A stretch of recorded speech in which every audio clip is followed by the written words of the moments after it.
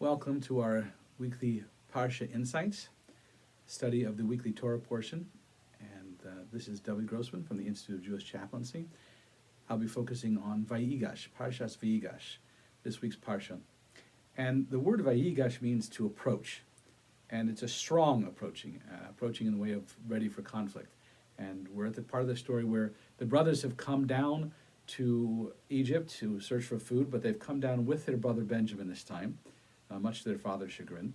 And when a case is made against Benjamin that he's a thief and that he's going to be taken as slavery, so now Yehuda steps forward in order to try and save Benjamin and offer himself instead. And so this begins the conflict with the viceroy, which later ends up proving that Yehuda and the rest of the brothers have fulfilled their teshuvah, their repentance. The idea is that, we can have tremendous charata, regret for something we've done, but the full repentance, the full teshuvah only comes when we have the opportunity to do the same thing again, and this time we choose not to. And so not only is Yehuda choosing not to let Benjamin be sold, but he's actually stepping up to be the one who sacrificed instead, that he's going to be the one who stays as a slave instead of Joseph. So it's interesting, we get into this part of, we're looking at the ideological differences between Yosef on the one hand and Yehuda on the other hand. And this goes back again to the whole beginning, that the mission is from Abraham to establish a dira b'tachtainim, a dwelling place for God down here in the physical world. And Avraham started that with Chesed, Yitzchak continued with Gevurah, Yaakov was to blend those two together. The differences between Yaakov and his brother Esav was very much invested and involved in how the world was going on and working with the world, getting involved in the world. And Yaakov was very much the type who wants to sit in the tents and learn Torah. And he did have to struggle with Esav, he had to struggle with Lavan, he had to struggle with Shechem. He overcame those struggles. He came back to Esav and wanted to work with Esav, but Esav was not willing to work under the jurisdiction of Torah and mitzvahs. And so Yaakov realized he has to go this on his own. In the next generation, when he sees the 12 sons, so he sees that Joseph has this capacity to do both Yaakov's perception of learning everything through the pathway of Torah, but also getting involved with the world like Esav. And Joseph has this. Joseph has this capacity to blend those. What the challenge between Yehuda and Joseph continues to be the same challenge, in the sense that Yehuda wants to see insular. Yehuda's approach is to opt to nullify himself, to augment his holiness, and stay focused on spiritual pursuits and that type of thing, which we had seen with Yaakov. But Yosef is the one who, again, similar to Esav, which the brothers had seen previously, Yosef really wants to work with the world, use the institutions of the world, the technologies, the culture of the world, influence that and elevate that. So again, we have the same conflict. Joseph is going to be involved in the world. Yehuda wants to stay aloof from the world.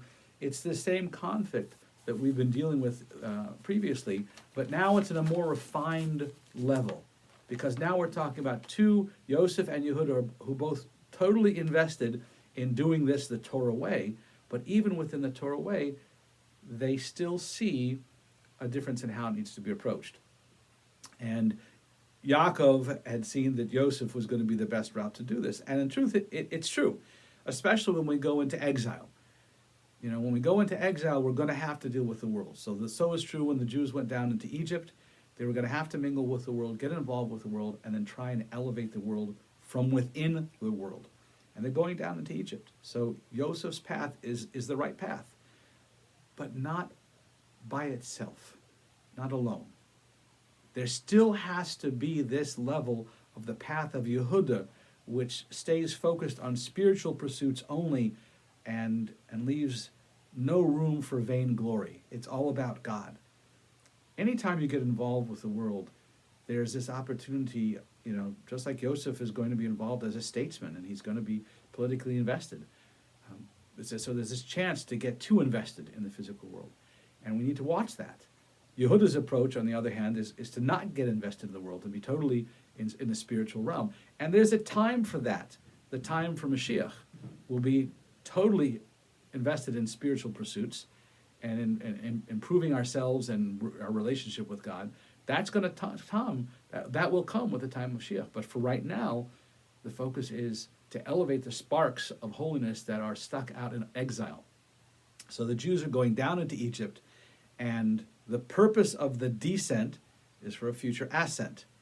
This whole business of the famine, the purpose of the famine is to gather the wealth of the world down into Egypt, so that when the family does leave Egypt, they'll leave with all the wealth of the world that's been collected down to Egypt. And that's the promise that God had made to Avraham, that when we'll go down to, into slavery, we'll be enslaved for 400 years, and we'll come out Barachush Gadol with great wealth. The descent is for the purpose of an ascent. The famine is in order to gather the wealth of the world down to Egypt, so that when we leave with all of that wealth. But everything has its time.